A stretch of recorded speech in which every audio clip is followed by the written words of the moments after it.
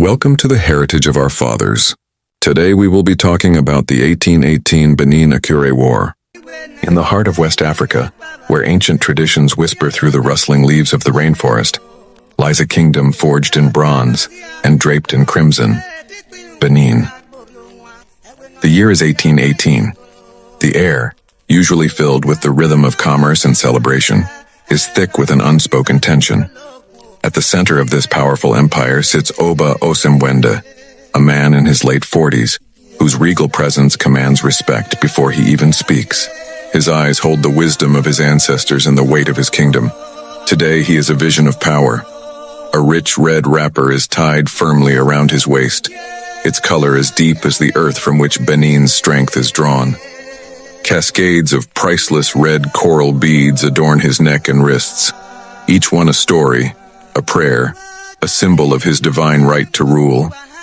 Upon his head rests not a heavy gold crown, but an intricate woven crown of the same precious coral beads, sitting low and majestic, a testament to a culture that values its unique heritage above all else. By his side stands his most trusted general, Ezomo Ehenua.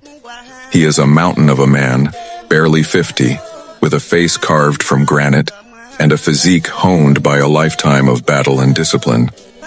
Like his king, he wears the traditional red wrapper, but his is simpler, more practical. His bare chest is a canvas of old scars, each a medal of honor. Around his neck is a single thick strand of coral beads, a mark of his high rank, and his hands, which can wield a ceremonial sword as easily as a weapon of war, are also adorned with coral bracelets.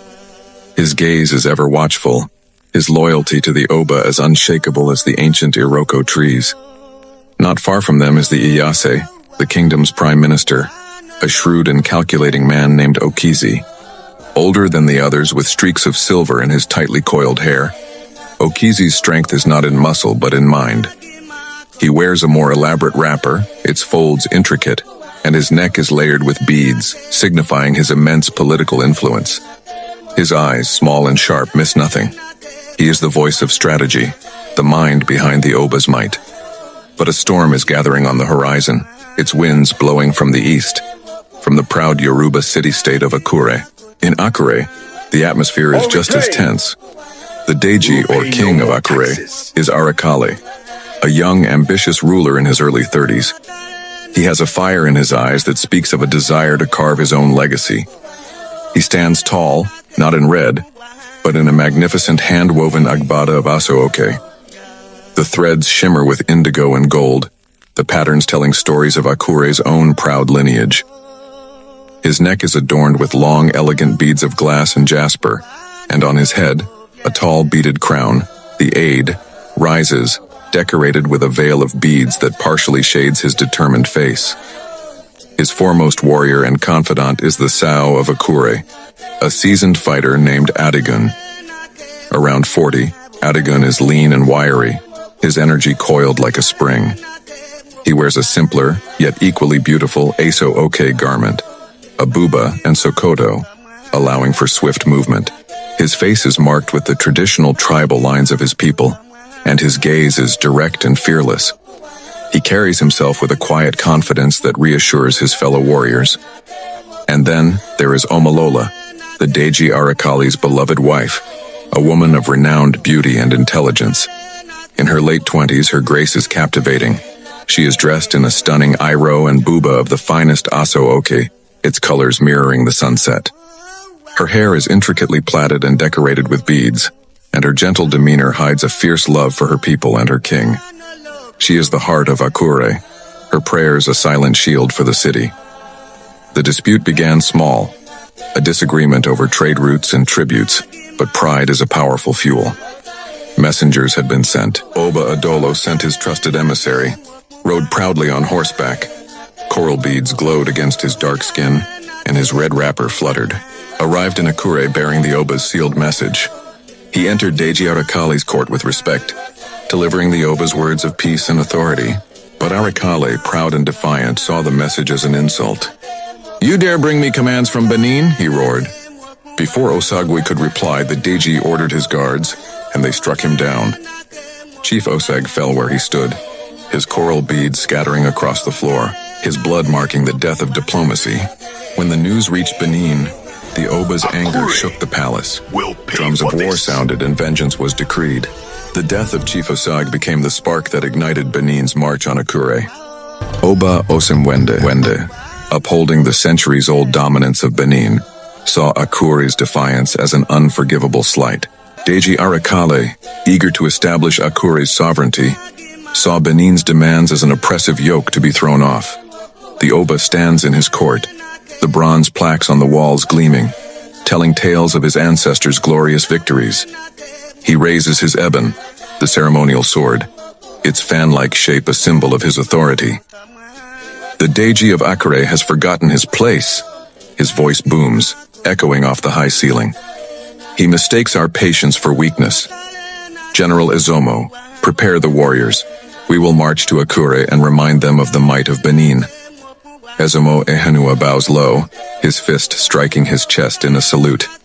It will be done, my Oba. The ground will tremble under the feet of your army. Meanwhile, in Akure, Deji Arakale addresses his own council. We are a people of peace, but we are not a people of servitude, he declares, his voice ringing with conviction. We will not bow to Benin's tyranny. Sao Adigun, gather our men. Let them come. They will find that the spirit of Akure is not so easily broken. Adigun, his hand resting on the hilt of his sword, nods grimly. We are ready, my Deji. We fight for our homes, for our freedom. We will not fail. And so the drums of war began to beat, their rhythms traveling kilometer for kilometer, a grim promise of the conflict to come. The Benin army, a sea of red, marched out of the city gates, their chants a fearsome roar. They moved with the disciplined precision of an empire that had dominated the region for centuries. General Izomo led from the front, his presence alone a weapon of intimidation. The Akure warriors, vibrant in their patterned aso-oke, prepared their defenses. They were fewer in number, but they had the advantage of knowing their own land, its every hill and stream. Led by the agile and strategic Sao Adigun, they were not just soldiers. They were fathers, husbands, and sons fighting to protect their very existence. The clash, when it came, was cataclysmic. It was a collision of cultures, of empires, of wills. The crimson of Benin met the vibrant hues of Akure on the battlefield. The air filled with the clang of metal on metal, a brutal symphony of war. Izomo's warriors were a relentless force, pushing forward with a strength born of imperial might. But Adigun's men were elusive and resilient, using Jejic knowledge of the terrain to launch swift, surprising attacks. The battle raged for days. Oba Osimwende, back in his palace, received daily reports, his face a mask of stone. Iyase Okizi was constantly at his side, offering counsel, plotting the next move. In Akure, Deji Arakale stood on the city walls, watching the distant smoke, his heart a knot of hope and fear. Omolola led the women of the city in prayers, their voices a constant hopeful hum beneath the din of war. It was a conflict that would be etched into the memory of both peoples, a story of two powerful kings, Oba Osimwende in his coral crown, and Deji Arakale in his towering Ade. A tale of two loyal generals, the mighty Izomo Ehenua and the clever Sao Adigun. It was a war that would test the limits of courage, the price of pride, and the enduring strength of a people's spirit. The outcome would reshape the balance of power, leaving a legacy that would be told and retold for generations to come. Thank you so much for watching this journey into the past with us. If you were captivated by the story of the Benin Kingdom and the Akure War, please hit that like button and subscribe to our channel for more deep dives into history's most epic tales. Don't forget to ring the notification bell so you never miss an upload. We'll see you in the next one.